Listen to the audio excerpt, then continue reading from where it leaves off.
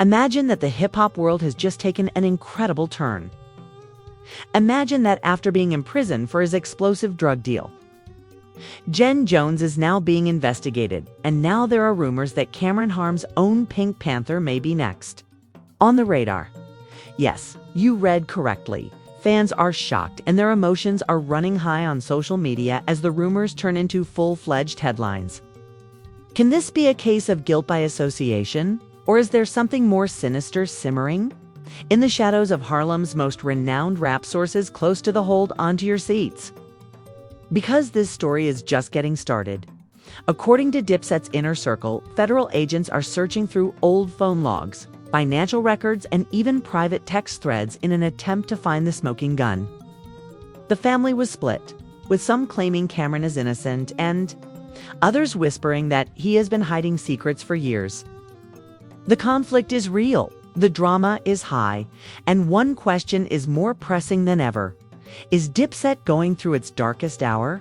The courtroom doors swung open again, and Camron entered the room with a heavy heart. The prosecution turned to a new piece of evidence: surveillance footage from a warehouse on the outskirts of the city.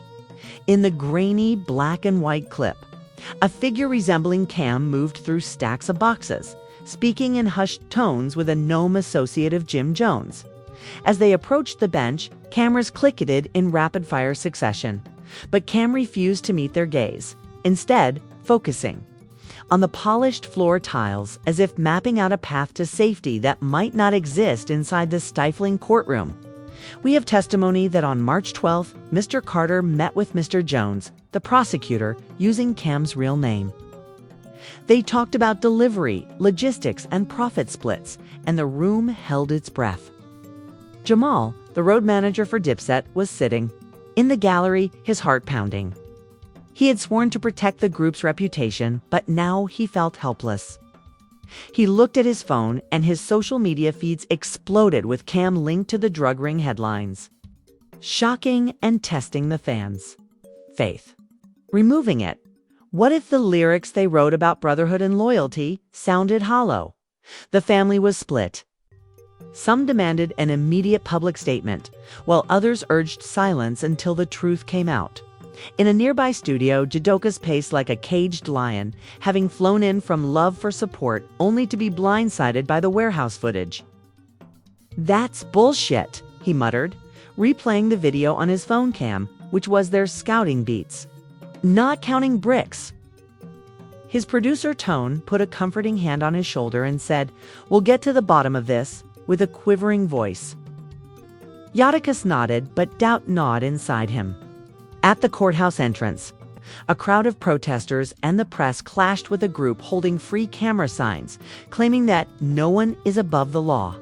Chants filled the air, and sirens wailed in the distance, and a teenage fan named Riley yelled, "He's innocent, I swear it," with tears in her eyes. Across the street, an onlooker snapped, "Dipset is dead."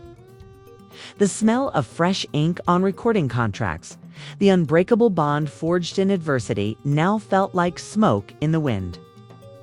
While deep within the Field office, agents were huddled. Around a conference table covered in documents, they traced phone calls, bank transfers, and email headers, piecing together what they hoped would be a bulletproof case. One veteran agent, Rachel, pointed to a ledger that noted a series of cash withdrawals timed precisely with Jim Jones's shipments. 2 entries bore Cam's initials and sloppy handwriting, which is suspicious. Her partner, Mark, frowned. "But we need more than initials." Rachel nodded, tapping her pen-wet subpoena for every transaction that the courtroom gasped as the prosecution's lead investigator. Agent Hughes read the revelation. The judge paused, adjusting his spectacles to confirm what he had heard. For a moment, it seemed like Cam might have caught a break. The tension in his shoulders eased slightly, only to be replaced by lingering dread. The grind of paperwork and legal motions mirrored the tension building on the streets as the afternoon sun dipped low, but a new twist erupted. Cam's defense team produced a text message chain revealing that the initials were a coded reference to Curtis, a nickname for a childhood friend, not Cam. The public square had turned into a digital coliseum, and Cam was at its center. He watched it all unfold from the sidelines, heart heavy with regret that his name had ever appeared in the same breath as illicit deals at home. While the rumor mill churned faster, late-night talk shows seized on the text bomb show, speculating wildly about Cam's involvement. One host, Blair, asked, "Did Cam get away with it?" While another countered, "Or is this just a diversion?" Leaving her bedroom red with tears, their mother, Donna, made care packages for him, packing homemade sandwiches and a handwritten letter reminding him that family is important. She wrote, "Remember who you are." However, even her unwavering optimism had cracks. That morning, she left her window ajar, listening for police sirens that might portend the worst. Each distant wail made her heart race. In stark contrast, Jim Jones sat in his cell, smirking at the news that Cam's name was splashed across headlines. He tapped his finger on the bars amusedly. "Dipset's legacy ends with you, Cam," he said to himself. His plan to weaken Cam and take control of Dipset had succeeded beyond his wildest dreams. Meanwhile, Jules Santana remained a wild card. He'd stayed out of the storm publicly. But insiders claim he met with Cam in secret one night to offer support and insider information. "We'll weather this," Jules told him. "Just stick to the truth." Cam nodded gratefully, but exhausted. Counsel Dawn met with him through a glass partition. She brought news of the text message. Jones laughed low, allowing them to fight over crumbs. Their relationship, which had been forged through common struggles, had never been more important. But Jules himself was under scrutiny. Some people conjectured that he was negotiating his position with federal prosecutors, offering testimony in exchange for leniency, but betrayal lurked around every corner. As night fell, the city buzzed with the bright lights of Harlem's clubs and studios standing out against the dark headlines that dominated news feeds. Dipset's empire, which had once been built on unity and swagger, now teetered on the brink. Loyalty was put to the test. Rumors were common, and every new development felt like a blow to Camron. The battle was not just about clearing his name, it was about preserving a legacy. As he prepared to return to that courtroom the following morning, he knew he couldn't do it alone. Part 1 ends with Cam silently resolving to fight back, clutching his lawyer's hand and whispering, "I won't let them take everything from me." The echo of his promise lingered in the air, setting the stage for the next chapter in a saga that had only just begun. As soon as Camron whispered those words, a new determination settled over him like armor. He had tasted fear, but now he was ready to fight back. Suddenly, the courtroom door opened again, and the next witness was identified as Marcus "Slick" Davis Slick, a former Dipset roadie. He shuffled to the stand, eyes darting, sweat beading at his hairline, and he cleared his throat. "I carried dozens of packages for Jim Jones," and he started to speak incoherently, "but I never saw Camron touch any of them." The prosecution pounced. "Mr. Davis, could you explain why your logs show a drop-off near Camron's studio?" "I was doing my job, and the drop-offs were by G's, not by person." Murmurs reverberated throughout the courtroom, and Camron exhaled slowly, a flicker of hope in his eyes. Outside, the media circus had escalated a live feed from a well-known hip-hop news channel and cut to an anchor, Jade, who leaned into the camera. Fans are shocked as Slick's testimony raises more in the meantime. Camron's legal team took advantage of Slick's testimony. Attorney Marcus Reed delivered a fiery rebuttal, voice steady, saying, "We have absolutely zero evidence placing Mr. Carter at any criminal operation. All we've seen is hearsay, speculation, and circumstantial evidence at best." As the segment came to an end, comments flooded in, with some calling him a liar and others praising his courage. "Is this evidence of a frame-up?" Her co-host Trey nodded vigorously. "We're seeing emotions run high online as #FreeAimOn trends once again.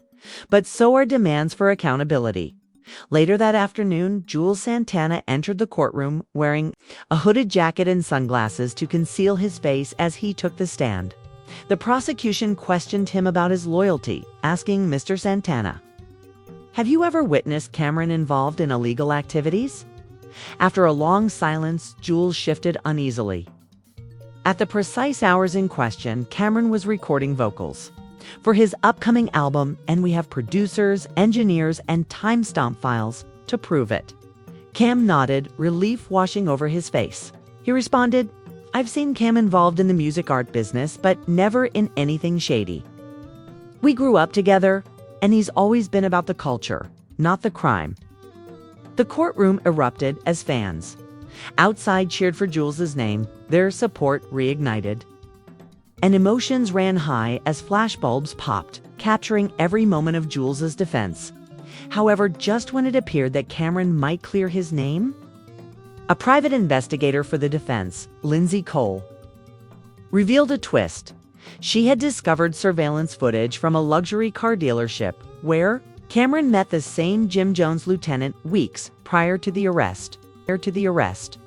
The prosecution gasped when she played the clip, which showed Camron and the lieutenant walking side by side, their voices low as they exchanged what appeared to be an envelope. Lindsay's voice was calm as she stated a closer examination reveals that the package contains promotional flyers for a forthcoming charity event rather than cash or illegal items. "We can't ignore this," she said to her partner Mark, "because it suggests uncanny coordination if it wasn't deliberate." She held up the actual flyer, which was blazing with charity logos and event dates. The prosecution grimaced, but doubt had returned. Meanwhile, deep in the Fez Mobile Command Center, parked across the street, Special Agent Rachel Furrow studied a map of phone pings. She tapped a point where Cameron's phone and a known Jones Associates device had pins only seconds apart, miles apart. In another part of the city, Camron's grandmother held a small prayer ritual as friends and family gathered at her brownstone, candles flickering in the cool evening air. Kira clutched her brother's old baseball cap. Tears the flames danced like hope or swapped. "I need conclusive proof tying the device to Cam." Rachel nodded, her face full of frustration. The family was split after their mother, Donna, threw a few rose petals into the wind. Some remained steadfast in their faith in the legal system, while others mused about corruption and plots. But in that circle of back at the courthouse, Camron sagged in the hallway, exhaustion heavy in his bones. As a journalist approached him with a microphone and asked, "Do you have any comment on the latest surveillance revelation?" His voice trembled. "Are you afraid the feds will keep digging?" Cam paused, then squared his shoulders. "I'm not afraid they'll find nothing because I did nothing wrong with that." He turned and walked away, a lone figure swallowed by the gray courthouse walls. The next morning, a leaked document from the prosecution's files appeared online. A series of emails between Cameron's publicist and A. As the document spread, every news outlet scrambled to understand its meaning. Cam's phone buzzed nonstop with alerts, fans texted, worried friends called, loyalties wavered, and the line between truth and rumor blurred. Despite the chaos, Cam remained focused and holed up in a private studio with his core team, Chabakis, Tomei, and Linz Cole, to strategize. They played out possible scenarios from full exoneration to a plea deal, and Jabakias slammed his fist on the table. The stakes had never been higher outside of Camron's world, which felt like it was under siege. But as the city's lights flickered on, a sense of resilience filled the air. The woman hustled on break, the dancers spun on cardboard squares, the vendors hawked miles away, and the distant beat of late-night ciphers pulsed in alleyways. "I'll schedule a live stream Cam so that I can speak directly to fans and warn them that we must stick to the facts because any mistake could backfire. Stand up for it." Part 2 comes to an end. There is a hush over the city's hip-hop heartbeat. In just a few hours, the camera crew is ready, and every fan is on edge. The story may change again, or it may reinforce the argument for his innocence. The journey from rumors to headlines had brought them to this point where truth or destruction was imminent. With those last breaths of anticipation, the stage is set for part 3, where allegiances will be put to the test. Secrets will be revealed, and Dipset's future hangs in the balance. The live stream started with a low hum of anticipation. Behind the scenes, Jadakiss paced off camera, checking his watch every few seconds. Checking the stream's technical feed to ensure there were no glitches, while Lindsay Cole sat with the printed transcript of key points ready to intervene if needed at home. Cam's grandmother tuned in on her old television set, praying every time Cam took a breath, and Hira watched from her room as he leaned forward, hands clasped, and spoke directly to his fans, telling them that he was here to set the record straight. With tears in her eyes and hope in her heart, she clutched a pillow as the camera continued to detail his alibi, including studio logs, producer affidavits, and time-stamp video footage of him recording tracks during the alleged drug drop dates. He acknowledged the confusion surrounding the warehouse footage, clarifying that the meeting was for the logistics of a charity event. He even turned the flyer on camera so viewers could read the fine print. "This is real," he said quietly. "This is what I was doing." As fans typed, "We believe you," emotions were running high, the screen flickered. A notification appeared about breaking news, and the live stream paused before switching to a split screen that showed a live feed of the courthouse entrance. Reporters hovered around a black sub, from which stepped a tall figure wearing sunglasses and a hoodie. The camera zoomed in on the license plate, which matched the one used by Jim Jones' legal team. Cam's face on Stream Pal. The broadcast returned to Cam after he murmured, leaning closer to the camera, but the damage had already been done, and social media blew up. The line between truth and manipulation became even more hazy as conspiracy theories and new accusations erupted. Some fans cried, "Foul play. Jones is pulling strings from behind bars." Had Jones's team planted that card to make it appear that Cam was communicating with Jones's lawyers in secret? Or was Cam's defense sending conflicting signals? Others believed that Cam was concealing something once more. And when Cam's lawyer, Marcus Reed, arrived at the courthouse, think there was chaos because the black object was parked prominently close to the press area, attracting camera crews like moths to a flame. Reed leaped out and marched toward the car, demanding answers. As evidence from the prosecution, he yelled, "I'm going back to court tomorrow, and we'll fight this head-on," and he took a deep breath. "We're not done," he said, forcing composure, "and we're going back to court tomorrow, and we're going to fight this head-on." Having authorized this, a nervous Boof approached and stammered. "They're planning props," he shouted. And inside he found a sealed envelope labeled Exhibit 47 Bits, which contained surveillance logs of phone conversations between Cam and Ann. "Unnamed number hours prior to the warehouse meeting," he signed. "Off release additional evidence shortly." As the stream came to an end, the screen went black. But the conversation persisted, and hashtags changed from #FreeAmer to #Exhibit47B, igniting yet another flurry of speculative activity. The following morning, part 3 of this story took place, and the court reconvened with heightened tension. The prosecution called its next witness, a tech specialist named Holly Yang, who testified about the phone logs in Exhibit 47 Bits. She described how call metadata showed that Cam's device pinged near the warehouse, coordinates at precisely the times in question. The jury leaned in, taking in every detail. Exact frequency ranges, cell towers, and timestamps were used as an explanation. As soon as the courtroom was wrapped, the Cam's pals exchanged anxious looks, and the Jadakiss sitting behind him whispered, "They're trying to drown us in data." Tone gave Cam a supportive shoulder squeeze as Lindsay flipped through the notes, her eyes narrowing, and she raised her hand for a sidebar with Reed. Reed knew that this exhibit could change everything, so he asked for cross-examination in order to find any weaknesses in Holly's analysis. Outside the news vans, there were bumper-to-bumper anchors waiting to jump on every reaction, and the imam from a nearby mosque stood amid the media, asking for prayers for justice as a group of rappers peacefully demonstrated half a block away with signs that said, "Truth will win and justice for Camron will be served." The air crackled with adrenaline. Everyone had picked a side, but deeper questions lingered. Was about justice, fame, or power inside the courtroom? Reed began cross-examination. He questioned Holly on the reliability of phone pings, citing cases where devices were spoofed. He challenged the assumption that only Cam's phone could have triggered the logs. "Did you confirm the device's SIM card belonged to Mr. Carter?" he asked Holly, who hesitated before admitting that she had relied on metadata provided by the FIBI rather than direct SIM registration records.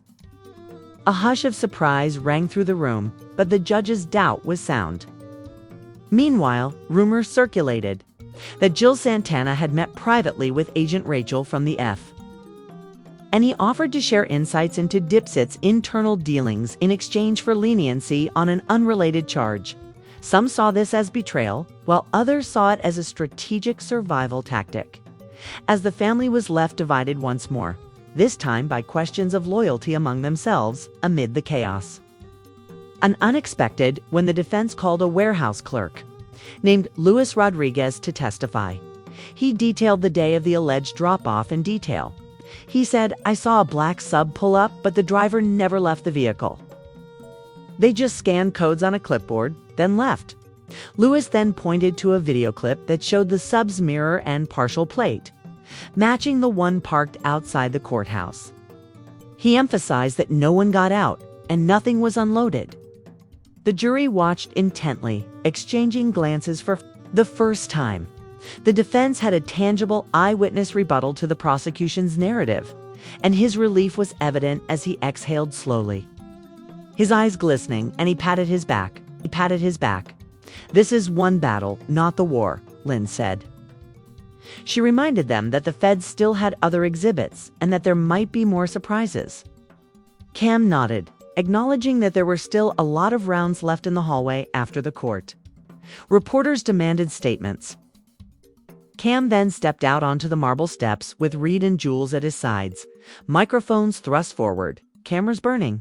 He cleared his throat, saying firmly, "I'm innocent," and all flashes popped as he said, "Continue to prove it." Supporters chanted Cam strong, while skeptics mumbled, "We'll see." Part 3 comes to an end. The scope of this drama becomes evident. It's not just a legal battle, but a struggle for identity, legacy, and power in an industry built on image. The players, Cam Jones, their allies, and adversaries have all staked their reputations with each new exhibit and testimony. The stakes grow higher with each new exhibit and testimony. Loyalties waver, alliances shift, and every twist threatens to reshape the narrative. The hip-hop world waits on edge to see which side of when the final verdict is rendered. The tension in the courtroom will have barely subsided when a new bombshell is dropped. An anonymous envelope slipped to Cameron's lawyer under strict confidentiality. Contained a rough-hewn audio clip purportedly recorded during Jim Jones's initial arrest. In the grainy recording, a voice that unmistakably resembled Jones' taunts. Someone off mic saying, "You think you're clean, Cam? We all got dirt on us." The clip ended abruptly, causing the defense team to erupt in hushed gasps. Tyrese spun in his chair, eyes wide, and mumbled, "This is going to reignite everything," as his jaw clenched. Reacted like tinder to a spark. Impromptu crowds gathered around news vans, chanting both for and against Cam Dipset for Riva, battling with justice for Jim Jones in a cacophony of loyalty and doubt on social media. The audio clip went viral under the hashtag #DIPSET dilemma, trending faster than any previous hashtag in the saga, with influencers weighing in from makeshift sets, some declaring that Cam was a step away from disgrace and others supporting his innocence. In a cryptic tweet, Yadika said simply, "Truth surfaced." The family was split for the third time. Jill Santana retweeted these two. In the meantime, in a dimly lit safe house, Agent Rachel Furrow listened to the clip with a furrowed brow. She repeatedly paused it to isolate background noises, such as a distant siren, a muffled conversation, a metallic clang, and a distant siren. Her partner Mark scowled when she played back a section where she thought another voice whispered, "Meet me at the brownstone." Mark warned, "If it's real, that might be a trap." Rachel tapped her pen against her notebook, "Or it might be the key we need to connect Cam straight to Jones's network." The line when the lines between evidence and manipulation blurred again. Lynn Seal, Cam's investigator, hurried across town to find any evidence of the recording's origin. She went to the off-the-book studio where Jim Jones had recorded freestyles questioning engineers and interns. Most of them claimed ignorance until a shaky intern named Khan Lee confessed that she had seen Jones using a crude voice recorder during a late-night session. He said he wanted to capture real street talk. She recalled his trembling voice, but Lee insisted that Jones never mentioned Cam by name. "I feared it was nothing until I heard that tape, and then I left with both hope and dread swirling back at Cam's grandmother's brownstone. When Cam's family's elderly neighbors in Harlem Skyline whispered prayers and shook their heads. One neighbor said in a trembling voice, 'This has gone too far.'" Donna, Pam's mother, clutched her grandson's childhood jacket, her tears soaking the fabric, refusing to leave until she heard from Cam himself. Her relief was evident. "But they've dug up new dirt, Ma. React." "Well, hold on, baby. We'll hold on amid this whirlwind." A rival music collective sensed opportunity. Stealthily, they leaked remixed versions of the audio clip paired with beats that mimicked Dipset's signature style. The tracks went viral overnight, flooding streaming platforms and meme pages. Listeners argued over the authenticity and ethical implications, but the audio's reach was undeniable. Dipset's brand, built on swagger and unity, was now used as clickbait. The rival collective's anonymous producer gloated in a private chat. "We got them right where we want them." The battlefield had spread from the courtroom to every screen and headset in a smoke-filled back room of A at the downtown club. Janoka's called a summit of close allies, Tone, Tyrese, and a few trusted friends. The air was heavy with cigarette smoke and the sound of distant bass chabakas. He spoke in a low but urgent voice, saying, "We can't play defense forever. It's time for a counterstrike." He suggested releasing a documentary-style video that would feature footage of Cam's charitable work from childhood and candid interviews with family members. "Let the world see the real him," he said. Tyrese nodded, and Tone took out his phone to begin formulating interview questions. The plan provided a glimmer of control in a sea of chaos, but even as they plotted, suspicions circulated among their own ranks. No public statement confirmed that the feds had met with Agent Hughes in secret to discuss a cooperation deal. But rumors circulated in the streets that Jules's loyalty was waning. A mysterious message appeared on an anonymous blog called "Loyalty's Price Just Went Up." The tension was evident when Jadakiss confronted Jules backstage at a charity concert. "Are you in this with us or not?" he demanded. Jules's response was measured. "I'm here for Cam, but I'll do whatever keeps Tidit alive." The ambiguity only deepened the schism. The seats in the control room felt like ghosts of past victories. He pressed record and started a passionate monologue into the microphone. Not for a song, but for a message. "It isn't just about me. It's about truth over noise." His voice broke as he described the highs and lows of his career, the bonds formed through hardship and the anguish of betrayal. He put his heart into the tape in the hopes that it would counter the audio bombshell and win over those who are still undecided. Part 4 comes to an end. The scene of this story has changed once more, with alliances falling apart and loyalties remaining uncertain. Dipset's empire is at a crossroads, with unity and vindication on one side and fragmentation and ruin on the other. The next chapter is expected to be even more explosive, as the days that followed felt like a whirlwind of pressure and purpose. As Camron got ready to unveil his documentary Counterstrike, and the feds prepared their next move. The stakes have never been higher, and the world watches in suspense for the moment that will define Harlem's most legendary rap collective, when Ron and his team unveiled their documentary Counter-Strike. A raw 10-minute video that traced his journey from neighborhood ciphers to global stages, highlighting moments of struggle, triumph, and undeniable impact. Fans reacted immediately. Some praised the authenticity, while others questioned its timing, whether this was a sincere request for understanding or damage control. Meanwhile, the fan discreetly filed new motions, and agent Rachel Foro obtained a warrant to look through Cam's social media ads in search of hidden communication patterns connected to Jones's network. At the same time, the prosecution prepared Exhibit 63, which is a chain of emails between Jones's lawyer and a shell company connected to Cam's clothing line. The emails mentioned shipments labeled merch that actually contained unmarked packages. On the courtroom steps, reporters speculated that this might be the smoking gun they needed. Jules Santana found himself in a difficult situation, and the rumored meeting with the feds had been more than just a rumor. He had offered to cooperate in exchange for immunity on a backstage at a sold-out show. Jadakiss confronted him again. His heart pounded as he weighed loyalty against self-preservation. Voices glowed with tension. "You have my back," Jadakiss reminded him. Julianne's eyes flickered with guilt. "I'm trying to protect us all," he replied, ambiguously enough to keep hope and suspicion equally alive. At home, Cam's grandmother lit candles in every room and recited old prayers she had learned as a child in an attempt to protect her grandson from the storm. His sister Kiara organized a social media flash mob, with fans posting childhood photos of Cam with the hashtag #RememberCamron. The movement trended globally for hours, a display of collective memory that briefly shifted the narrative back toward unity and nostalgia on the prosecution side. In the defense war room, Lynn Cole found a discrepancy. The shell company's address was linked to a mailbox service used by a known rival rapper. She hurried to the judge's chambers with the affidavit and bank statements, proving the address belonged to the rival and not Cam's business.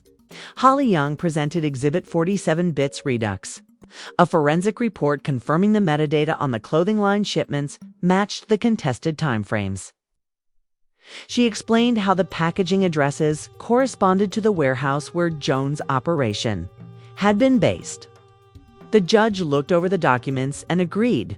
As Part 5 comes to an end, the storm has reached a fever pitch.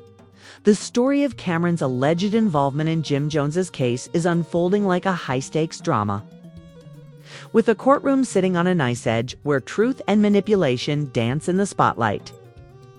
Loyalties being tested, reputations caught in the crossfire, and its legacy hanging in the balance with every revelation.